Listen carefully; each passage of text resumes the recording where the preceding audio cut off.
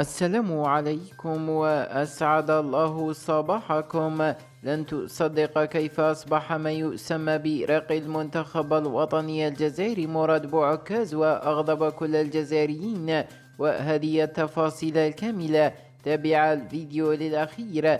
لا تخلو صفحات التواصل الاجتماعي في الساعة الأخيرة من الحديث عن راقي المنتخب الوطني الجزائري السابق والمدعو مراد بوعكاز.